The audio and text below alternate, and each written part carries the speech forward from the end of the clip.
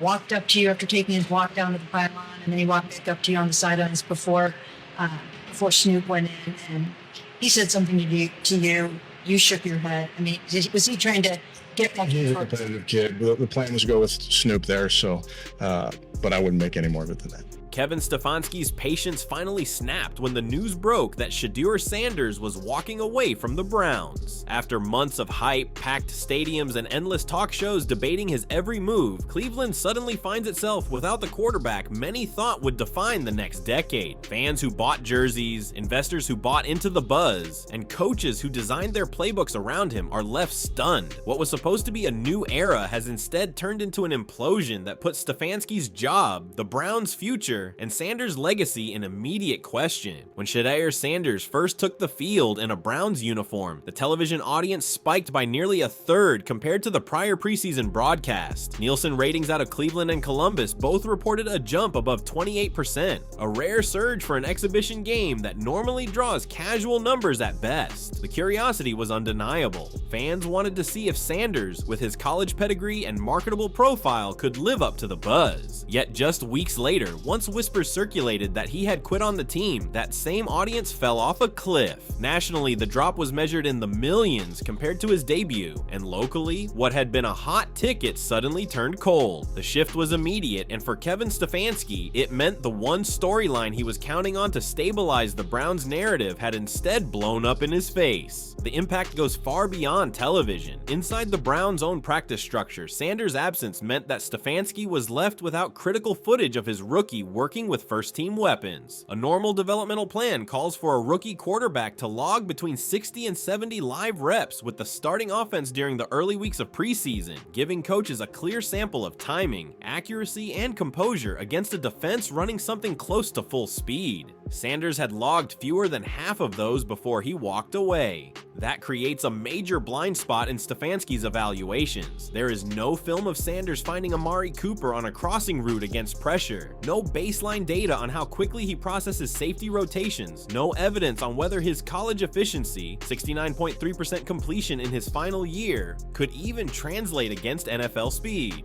For a coach under pressure to win now, that lack of sample size is crippling. The problem intensifies when considering how reps are redistributed. Sanders was penciled in to receive at least 15 throws per joint practice session, a number comparable to how Kansas City broke in Patrick Mahomes, or how Cincinnati introduced Joe Burrow. With him gone, those snaps are instead handed to backups who were not supposed to be at the center of the evaluation process. A quarterback room that was supposed to feel layered and dynamic suddenly looks shallow and uncertain. For Stefanski, it is not just about losing a prospect, it is about having the entire developmental calendar shredded in real time. Business metrics underline how dramatic the swing has been. In the week after Sanders' introductory press conference, Browns jersey sales rose into the league's top 5, joining the likes of Aaron Rodgers' Jets debut and Caleb Williams' Bears unveiling. By August, Sanders' number was accounting for close to 41% of all Browns merchandise sold through official league outlets. That kind of concentration is unusual. Even Deshaun Watson, at the height of his arrival, never moved more than a quarter of the merchandise pie. But once the story broke that Sanders was quitting, Fanatics reported a nearly 60% drop in Browns-related jersey orders, pushing the franchise out of the top 15. The momentum, at least in consumer terms, evaporated overnight. Stefanski's frustration is therefore grounded in tangible consequences. His seat was already warm after a roller coaster tenure defined by uneven quarterback play, but Sanders' arrival had briefly given him leverage, a chance to pitch stability around a fresh face. Now he is left explaining not only why Sanders quit, but why the organization could not prevent it. NFL locker rooms tend to amplify narratives, and when a young star leaves this early, fingers start pointing. Some within the facility wonder if Stefanski's rigid playbook, criticized for lacking flexibility in how it integrates quarterbacks, contributed to Sanders' decision. Others argue that Sanders, raised in a media-saturated environment, was never built for the grind of a struggling franchise. Whatever the cause, the outcome is the same. Stefanski's margin for error shrinks dramatically, and he has no film or results to defend himself with. The ripple effects extend into ticket sales. When Sanders was first linked to the starting job, secondary market prices in Cleveland rose by nearly 85%, pushing even average seats at Cleveland Browns Stadium above the $200 mark for prime September games. The demand was reminiscent of LeBron James's first return to the Cavaliers, a city starving for a generational figure to rally around. But as soon as Sanders was labeled as having quit, those prices collapsed back near face value. StubHub reported a 47% week-over-week drop in resale activity, one of the steepest declines it has tracked for any NFL franchise outside of a relocation rumor. What was supposed to be an economic engine for the team's bottom line has instead turned into a warning sign for sponsors who monitor consumer enthusiasm closely. Sportsbooks tell a similar story. During Sanders' short tenure, Browns-related betting surged, with prop bets on his passing yards and rushing totals accounting for as much as 18% of all team-specific wagers in certain weeks. By comparison, Deshaun Watson's individual props barely cracked 11% share at his peak. The spotlight was firmly on Sanders. Once he was out, however, those same sportsbooks reported a sharp contraction. Handle on Browns games dipped by nearly half, and many bettors simply pivoted toward franchises with more predictable quarterback storylines, like Green Bay's transition to Jordan Love or Chicago's hype around Caleb Williams. For Stefanski, it means less national relevance, fewer highlights in the betting market, and a perception that Cleveland is once again sliding back into anonymity. It also raises an uncomfortable question about media coverage. Sanders was supposed to be a magnet for networks. ESPN had mapped out at least 2 Monday Night Football segments centered around his growth, and Fox Sports had earmarked Browns games for potential cross-promotion with college football broadcasts. That kind of exposure is rare for Cleveland, which historically struggles to draw national slots unless facing marquee opponents. With Sanders gone, those plans are reevaluated. Early projections suggest at least one Browns primetime game could be flexed later in the season, costing the franchise millions in advertising value and robbing fans of the national spotlight they were promised. What makes Stefanski's reaction so intense is the timing. A coach can survive a bad game or even a losing streak, but being blindsided by a rookie departure cuts deeper. It suggests a loss of trust not just between coach and player, but between the organization and the wider NFL ecosystem. General managers, agents, and free agents around the league notice when a high-profile player walks away. They file it under culture issues, and that perception lingers. Cleveland has fought for years to escape its reputation as a franchise defined by instability. Sanders leaving, and doing so under Stefanski's watch, risks dragging that narrative back into the headlines. On the practice field, the gaps are glaring. Without Sanders, Stefanski is left to elevate players who were never supposed to be more than scout team contributors. That shifts the development curve for the entire roster. Receivers like Elijah Moore and tight ends like David Njoku lose out on critical chemistry building sessions.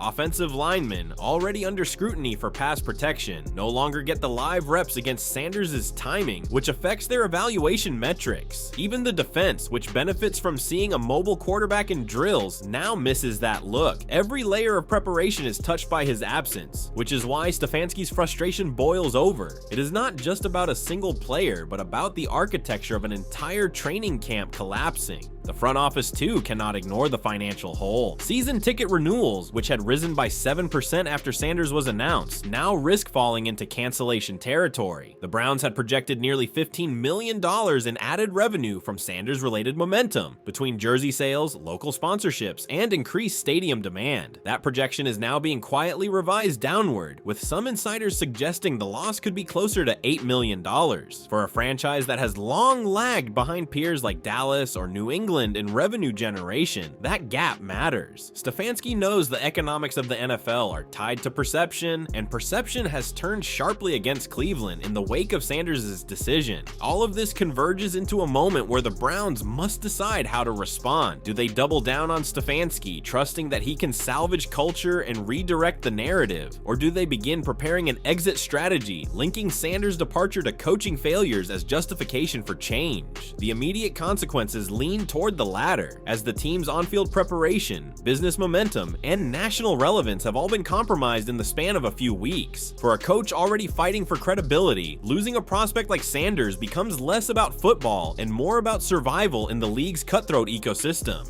The timing of Shedeur Sanders' exit is what makes this such a crisis, because it comes at the precise stage where every quarterback is supposed to be laying the foundation for the season. A rookie who walks away in late August doesn't just disrupt one depth chart spot, he disrupts the rhythm of an entire franchise. Sanders was not a luxury piece for Kevin Stefanski, he was the core of the Browns' preseason strategy. Without him, every data point the staff was planning to collect is now irrelevant. The Browns had scheduled joint practices specifically to test Sanders against outside competition. They had designed scrimmage series to see how he handled blitz looks on third down. They had blocked out nearly 30% of the preseason playbook to be built around his reps. All of that has been shredded. This matters because the NFL's timeline is unforgiving. Unlike college, where a coach has months to rotate multiple quarterbacks and find chemistry slowly, professional rosters must be trimmed to 53 players by hard deadlines. Every wasted rep is a rep you cannot get back.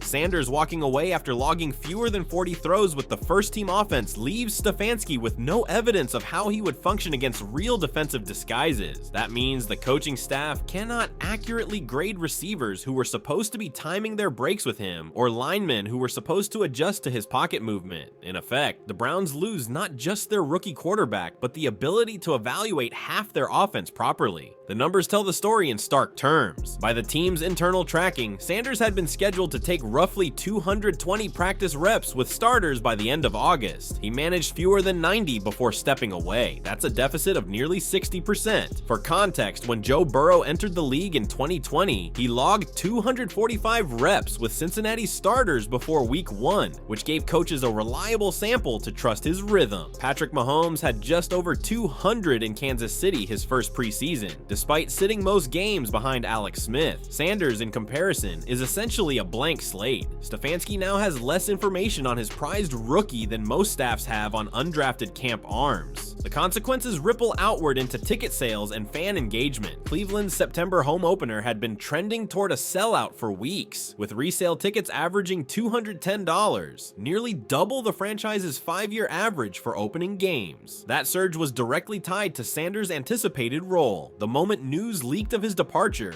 resale platforms reported the average price collapsing to just $108, barely above face value. One broker described it as the sharpest correction I've seen for a week 1 game since Luck retired. For a franchise that had finally convinced fans to pour money back into seats, the reversal is devastating. Sponsors noticed those swings too, and local businesses that had partnered with the team for Sanders-themed campaigns are now reconsidering. Jersey sales provide another sharp metric. In July, Sanders' jersey had surged into the league's top 10 best sellers, rare air for a Browns player. By mid-August, it accounted for over 40% of Cleveland's merchandise movement, but within a week of him quitting, those sales dropped more than half, leaving the Browns outside the top 15 and sliding. Compare that to Trevor Lawrence in Jacksonville, who maintained steady top 10 jersey rankings even during a rookie season filled with growing pains. Sanders' fall-off shows this wasn't a gradual adjustment by fans, but a complete withdrawal of confidence. For Stefanski, that collapse isn't just a merchandising problem. It reflects a fan base that has stopped buying into the product he's selling. And the sportsbooks? Their numbers are equally brutal. Before Sanders quit, Browns-related prop bets made up almost 20% of the team's overall handle. His passing yard overs, rushing props, and touchdown totals were popular enough to tilt the action every week. Once he stepped away, the handle dropped nearly 50% in just 2 betting cycles. Sportsbooks recalibrated the Browns' win total projections downward, shaving nearly a full game off their preseason line. For gamblers, the message was clear. Cleveland no longer represented intrigue or upside.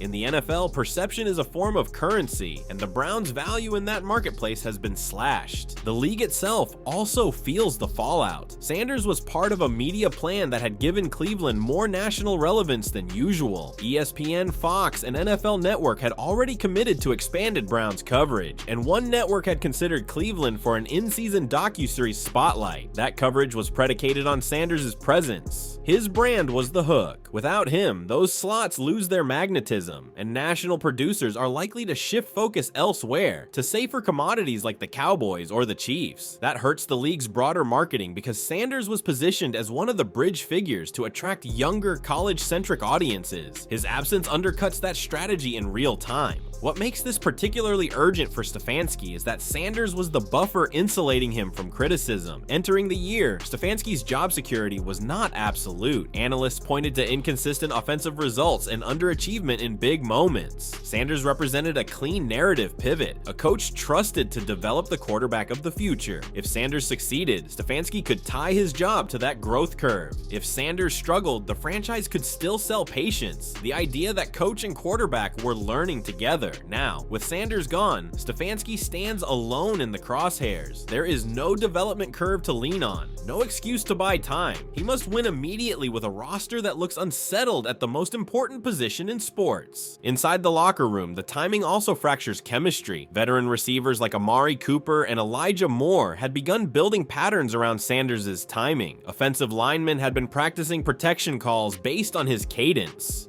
All of that gets reset in the NFL. Trust between quarterback and teammates is built through repetition, not theory. Losing those reps in August means the Browns enter September with less cohesion than any of their divisional rivals. Compare it to the Bengals, where Joe Burrow and Jamar Chase logged over 150 joint reps in their first camp together. By week 1, that rhythm showed up immediately. Cleveland now has the opposite. Receivers unsure when to expect the ball, linemen guessing at pocket depth, and a coach left scrambling to fill the gaps. Fan sentiment compounds the urgency. Surveys conducted by Cleveland media outlets in late August show approval ratings for Stefanski dipping by double digits once Sanders' departure was announced. Local talk radio flipped from debating Sanders' mechanics to openly questioning Stefanski's leadership. In a city that has lived through decades of quarterback turmoil, the optics of losing another high-profile signal caller are unbearable. For many fans, this isn't about Sanders' personal decision. It's about the Browns being the kind of franchise where such a decision could happen at all. That distinction matters because it directly impacts season ticket renewals, sponsorships, and the political capital of the front office. In other words, this isn't a story the Browns can bury. It is a story that defines them right now. Every rep missed by Sanders makes September harder. Every empty seat at Cleveland Browns Stadium makes sponsors more skeptical. Every dropped jersey sale signals waning trust. And every national broadcast that shifts focus away from Cleveland reinforces the perception of a franchise sliding back into irrelevance. For Stefanski, the urgency is absolute. Sanders' decision to quit is not just about one rookie. It is about whether Cleveland can convince anyone, fans, sponsors, or players, that the Browns are capable of stability in a league that punishes weakness relentlessly. When you step back and measure Shedeur Sanders' decision against NFL history, the parallels are jarring because sudden quarterback departures almost always create seismic ripple effects. The last time the league saw a situation with this kind of shock factor was Andrew Luck's retirement in 2019. Luck walked away just 2 weeks before the season opener, and Indianapolis fans were left stunned. Ticket resale markets collapsed by more than 50% in a matter of hours, and season ticket holders flooded the Colts offices with cancellation requests. Nationally, TV partners scrambled to adjust broadcasts, as Luck had been slotted into 5 primetime games. The Colts' odds to make the playoffs plummeted from 56% to just 14% after that single announcement. In Sanders' case, the timing isn't retirement, but the shockwave is comparable. Cleveland had built its preseason narrative around him, and now the sudden absence forces fans and analysts alike to recalibrate expectations in real time. Clevelanders, of course, remember another painful parallel closer to home. Johnny Manziel, drafted as a star attraction, Manziel's hype initially spiked ticket sales, jersey orders, and national attention. In his rookie year, Browns preseason TV ratings jumped by nearly 25% as fans tuned in to watch the circus. But when Manziel's off-field troubles derailed his career, the financial fallout was just as sharp. Jersey sales dried up within a year, resale tickets tumbled, and Cleveland went from a hot topic on ESPN ESPN to an afterthought. The key difference is that Manziel's decline was gradual, a slow-motion disappointment. Sanders' situation feels more sudden and violent. One week, he is the central storyline of the Browns' future, and the next week, he is gone. For Kevin Stefanski, that speed makes the consequences even harder to control. Another point of comparison comes from Deshaun Watson's holdout battles in Houston, long before his arrival in Cleveland. When Watson was embroiled in organizational conflict, Texans fans began tuning out. Attendance dropped from 98% stadium capacity to under 75% in less than 2 months. Local TV ratings followed the same trend, losing nearly a third of their audience compared to the year prior. The lesson here is simple. When quarterback stability is gone, so is fan investment. Cleveland is staring at the same pattern. The Browns' attendance had surged above 95% capacity when Sanders arrived, one of the best early season trends in the AFC. If he remains absent, it is entirely plausible the stadium dips back below 80% filled, a mark the team has fought for years to escape. Even beyond the NFL, there are cross-sport comparisons that reveal how destabilizing a sudden exit can be. When Zion Williamson's injuries sidelined him early in his NBA career, New Orleans Pelicans ticket resale prices dropped by nearly 60%. ESPN shifted multiple Pelicans games out of primetime coverage, and sponsorship growth stalled. Sanders isn't battling injuries, but the effect is strikingly similar. A franchise built its marketing and business engine around a single player, only to see that engine collapse before it even gained traction. The economic patterns echo across every example. In 2012, when Peyton Manning was sidelined for an entire year with neck surgery, the Colts' TV ratings fell by nearly 45% in Indianapolis, and sponsorship renewals dipped. The Colts were forced into a complete rebuild, drafting Luck and starting over. For Cleveland, the fear is deja vu. Sanders was marketed as the pivot away from Deshaun Watson's uncertainty, the clean slate that could stabilize the locker room. Now, instead of a pivot, the Browns face the possibility of starting over once again, which would be the third reset of the franchise's quarterback plan in less than 5 years. And consider the impact on Stefanski's job compared to coaches in those situations. When Andrew Luck retired, Frank Reich was shielded by the perception that no coach could survive losing a franchise quarterback overnight. Reich kept his job, and sympathy bought him time. When Manziel flamed out, Mike Petting and the Browns front office took the brunt of the blame, and Cleveland cycled through leadership yet again. Stefanski sits in a precarious middle ground. Unlike Reich, he does not have a resume of deep playoff runs to insulate him. Unlike Petting, he cannot sell the idea that Sanders failed alone. Instead, he risks being painted as the architect of a system that failed to keep Sanders engaged. That distinction could define whether he survives the year. Another layer comes from how the league markets its young stars.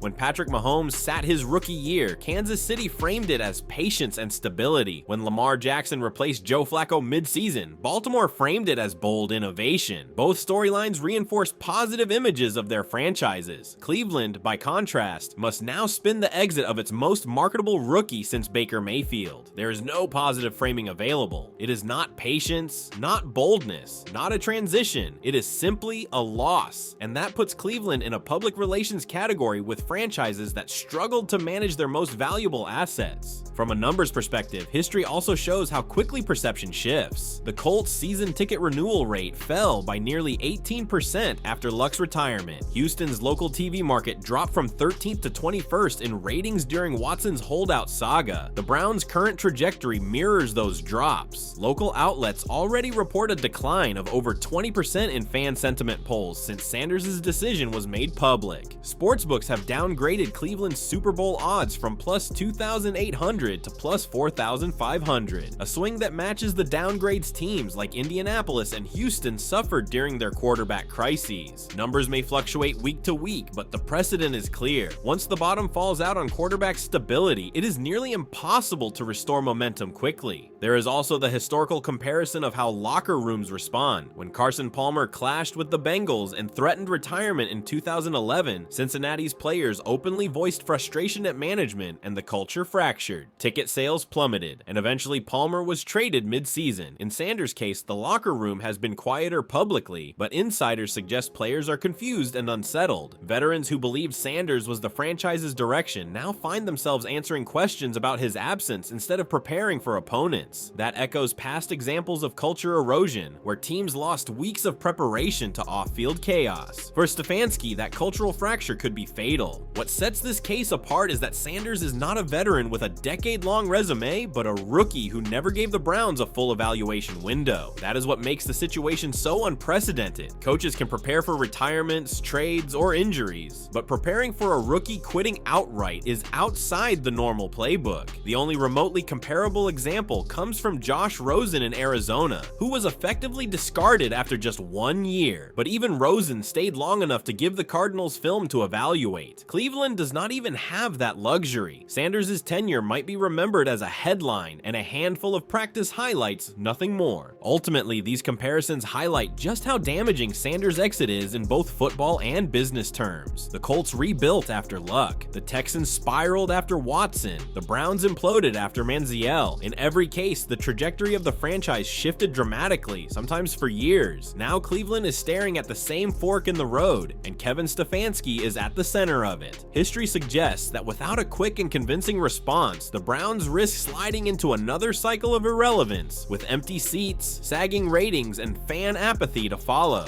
The deeper you dig into the Shedeur Sanders situation, the more obvious it becomes that this is not just a football problem. It is a business problem, a ratings problem, and a cultural problem that reverberates far beyond the Browns' locker room. When Sanders signed his rookie deal, the Browns' marketing department went into overdrive. He was front and center in local billboards, splashed across season ticket campaigns, and featured in nearly every promotional push heading into September. Adidas and Reebok, two companies with a direct stake in Sanders' image, both positioned themselves to chase endorsement packages built around his dual appeal as a college star and an NFL rookie with immediate name recognition. Within weeks, however, that entire plan stalled. Once Sanders walked away, Cleveland found itself with thousands of pieces of promotional material that no longer fit the narrative. That creates both financial losses and credibility gaps, because fans are now staring at campaigns built around a player who may never take the field again in a Browns uniform. The numbers are staggering when you map out the business impact. Local TV ratings in Cleveland had been climbing steadily, hitting a peak of nearly 21% household share during Sanders' first preseason action. That represented a 31% improvement over the same broadcast window from the previous year. The moment news broke of his exit, those numbers dipped back under 15%, erasing almost the entire game. Nationally, ESPN had projected Browns games to average close to 14 million viewers in primetime, largely on the strength of Sanders' presence. After his departure, those projections were downgraded by nearly 20%. That kind of adjustment matters because networks sell advertising inventory months in advance, pricing it based on expected viewership. If Cleveland's games no longer command national attention, the league itself takes a hit in revenue. Sponsors react just as quickly. Regional companies that had activated campaigns around Sanders, everything from car dealerships offering Shedeur specials to restaurants building watch party promotions, are suddenly left scrambling. Internal projections had Cleveland generating nearly $12 to $15 million in incremental sponsorship growth tied to Sanders' rookie season. Now, league sources suggest that figure will be cut by more than half, with some deals already frozen. This mirrors what happened in Indianapolis after Andrew Luck's retirement, when several local sponsors canceled activation campaigns mid-season. For Cleveland, the blow is especially painful because the franchise has long lagged behind NFL peers in sponsorship revenue. Sanders was supposed to be the tide that lifted all boats. Instead, the tide went out before it ever reached shore. The fan perspective adds another layer of context. Social media metrics from the week of Sanders' debut showed Browns-related engagement up nearly 70% across platforms, making Cleveland one of the most discussed teams in the league for that window. Within 2 weeks of his departure, those numbers collapsed by nearly 50%, dropping the team back into the bottom third of league-wide engagement. Fan polls conducted by local outlets show approval of the team's direction, plummeting from 62% to just 39%. That is not just a casual fluctuation, it is a full-blown crisis of confidence. When fans stop believing in the franchise, they stop showing up, stop buying, and stop defending the team in national conversations. In a league where perception is currency, Cleveland is watching its account drain in real time.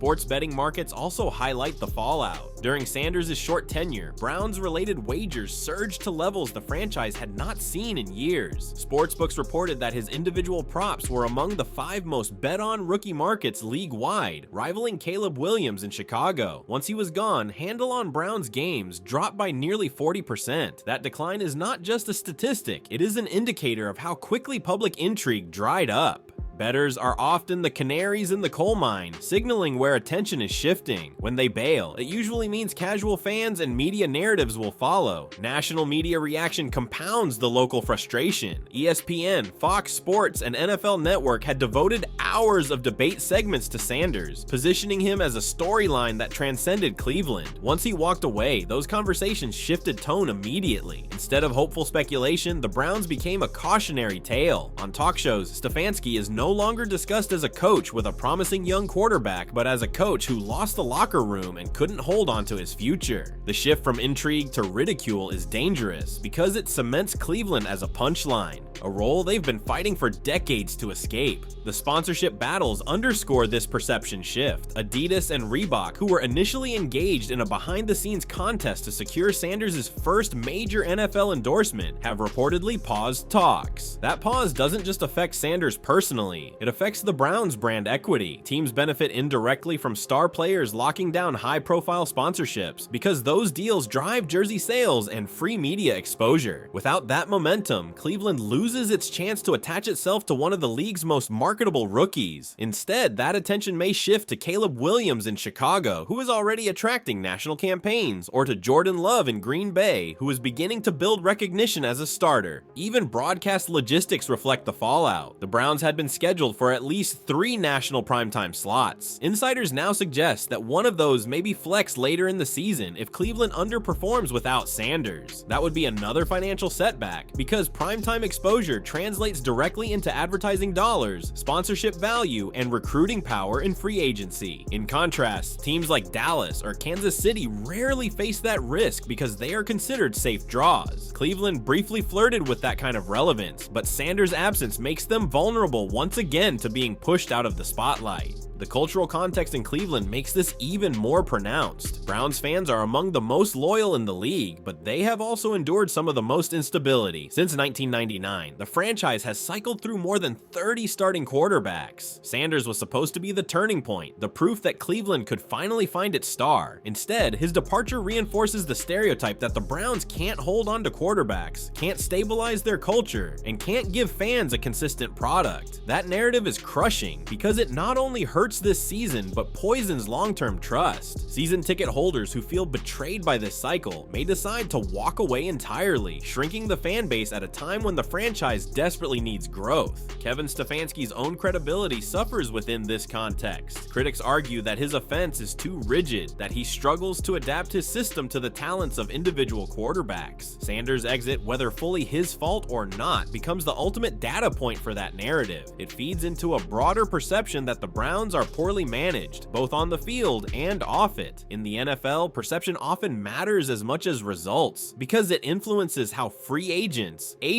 and even officials treat a franchise. If Cleveland is once again perceived as a place where careers stall, it will become exponentially harder to attract and retain talent. When you tie all these layers together, the lost sponsorships, the tanked ratings, the declining jersey sales, the plummeting fan sentiment, and the flexed out primetime games, the picture is clear. Shedeur Sanders' exit is not a blip, it is a structural blow to the Browns' identity. In modern sports, franchises are judged not just by wins and losses, but by how they control their narrative across every platform. For a brief moment, Cleveland looked like it had seized control of that narrative, positioning itself as a national story with a quarterback who could bridge college stardom to NFL excitement. Now that narrative has slipped away, and what remains is a vacuum filled by ridicule, doubt, and financial loss. Projecting what comes next for the Browns after Shedeur Sanders' sudden exit requires looking at both football realities and the business ecosystem surrounding the team. For Kevin Stefanski, the immediate implication is that his margin for error has nearly disappeared. Before Sanders, Stefanski could argue that he was in the middle of a development curve, building patience and credibility by nurturing a rookie quarterback into his system. That excuse is gone. He is now tasked with winning in the short term using a quarterback room that looks unsettled and and underwhelming compared to the rest of the division. The AFC North is unforgiving. Baltimore has Lamar Jackson in his prime. Cincinnati has Joe Burrow, who has already been to a Super Bowl. Pittsburgh has Kenny Pickett developing into a steady hand. Without Sanders, Cleveland doesn't just fall behind, they risk being lapped entirely. Playoff odds reflect this quickly. Sportsbooks have already slashed the Browns' postseason probability by more than 10 percentage points in the wake of Sanders' departure. Models that once had Cleveland projected at around 48% to make the playoffs now peg them closer to 35%. That swing matters because in betting markets, perception and reality often converge. Analysts are not just guessing, they are pricing the Browns' roster and Stefanski's leadership as less trustworthy without the rookie quarterback in the mix. For a franchise desperate to climb out of the middle tier, that drop is a body blow. Roster implications flow directly from this. Without Sanders, the Browns may be forced to dip into the veteran free agent pool earlier than expected. Names like Teddy Bridgewater or Marcus Mariota, journeymen who can stabilize an offense without elevating it, could become stopgap options. Another scenario would be trading for a fringe starter on another roster, but that would cost draft capital, something Cleveland has already spent heavily in past quarterback swings. Either path is problematic. Fans will not be inspired by a mid-tier veteran, and sacrificing future draft picks to cover a present hole only deepens the cycle of instability. Sanders was supposed to be the clean break from that pattern, the low-cost rookie deal that gave Cleveland roster flexibility. His absence drags the team back into the old habits it has been trying to escape. From a business standpoint, the implications may be even harsher. If attendance continues to decline, the Browns face a twofold crisis. First, empty seats at home games will become a weekly visual embarrassment, replayed on national broadcasts and used by critics as proof of organizational failure. Second, declining gate revenue eats into the franchise's ability to reinvest in facilities, fan experiences, and free agency pushes. The Browns were projecting over $15 million in additional stadium revenue tied to Sanders' buzz alone. Losing even half of that forces budget adjustments across the board. In a league where revenue streams are weaponized to create competitive advantages, that loss is more than cosmetic. Sponsorships will likely continue to wobble as well. Several regional partners had campaigns designed specifically around Sanders' rookie season. If those deals are pulled or downgraded, it will be harder for the Browns to justify premium sponsorship rates next year.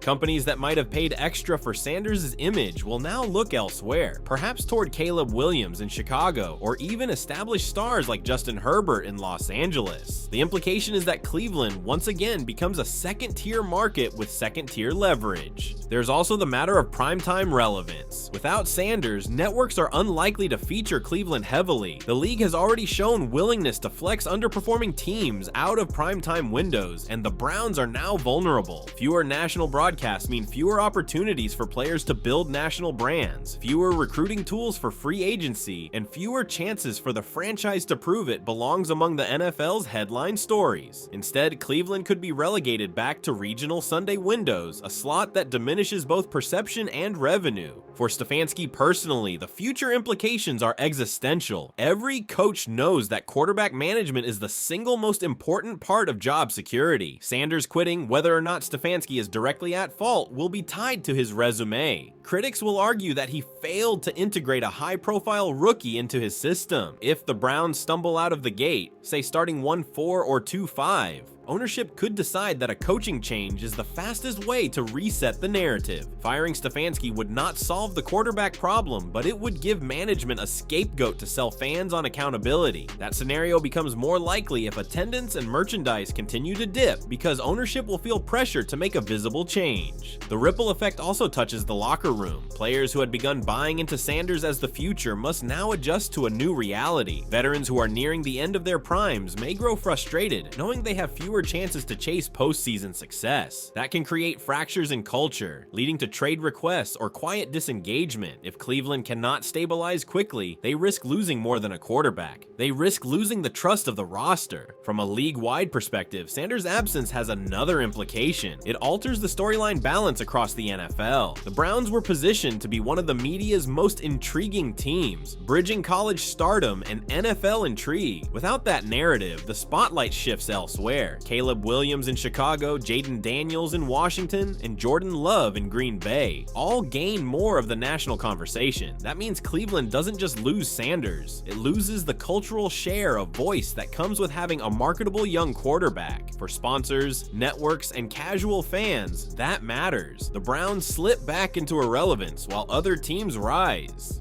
Looking ahead, the Browns front office faces a critical choice. Do they treat Sanders' departure as a temporary blip and continue building around the current roster, or do they view it as the latest sign that a full reset is necessary? The first path is safer but risks prolonged mediocrity. The second path could involve cleaning house, moving on from Stefanski, reshaping the roster, and trying once again to find a quarterback of the future. Neither option is attractive, but both are realistic given Cleveland's history. The playoff implications are equally bleak. Without Sanders, the Browns' ceiling shrinks considerably. Competing in the AFC North without a young quarterback to develop means relying entirely on veteran stability. That formula rarely works long term. Analysts already project Cleveland's playoff odds dipping by double digits. If they miss the postseason again, pressure on the front office will intensify, possibly leading to a regime change. In a league that prizes momentum, the Browns risk entering another cycle of rebuilds, while rivals like Baltimore and Cincinnati consolidate their power. Perhaps the most sobering implication is what this does to fan trust. Browns fans have endured 2 decades of quarterback instability, from Tim Couch to Brady Quinn to Johnny Manziel to Baker Mayfield to Deshaun Watson. Each time they were promised that the new face would change everything. Each time that promise collapsed. Sanders was marketed as the solution to that cycle, the quarterback who could finally deliver stability. His exit confirms the worst fears of fans, that the Browns are incapable of sustaining a plan. That erosion of trust may linger far longer than any single season's record, and repairing it will take more than clever marketing. It will require genuine stability, like something Cleveland has rarely delivered. When the dust settles, the Browns will look back on Shedeur Sanders' departure as more than a football story. It became a referendum on leadership, culture, and identity. Kevin Stefanski, once praised for his ability to steady a chaotic franchise, is now at the center of a storm that has stripped away his margin for error. The Browns front office has watched jersey sales collapse, ticket demand plummet, sponsorships wobble, and national attention drift elsewhere. For a few fleeting weeks, Cleveland had a seat at the NFL's main table, positioned as a team with a young quarterback who could electrify a fan base and attract new eyes. That chance has vanished, leaving questions about whether the franchise can recover the momentum it squandered. The truth is that losing Sanders is not just about missing a rookie quarterback's reps. It is about a city's hopes being raised and then dashed in record time. It is about the league's business machine redirecting its spotlight to other markets. And it is about a coach whose ability to hold together a locker room and a narrative has been called into doubt. Stefanski may survive the season, or he may not. But either way, the Browns' trajectory has been shaken. The franchise once again finds itself staring at a future defined by instability, when what fans craved most was consistency. The takeaway is clear. In the NFL, quarterback uncertainty is organizational chaos. And for Cleveland, chaos has once again arrived at the worst possible time. So the debate begins. Did Kevin Stefanski mishandle the most marketable rookie the Browns have had in decades? Or was Shedeur Sanders never truly committed to the grind of turning around a franchise? And perhaps more importantly, can the Browns still find a way to restore fan trust, or has another chapter of disappointment permanently reshaped how this team is viewed?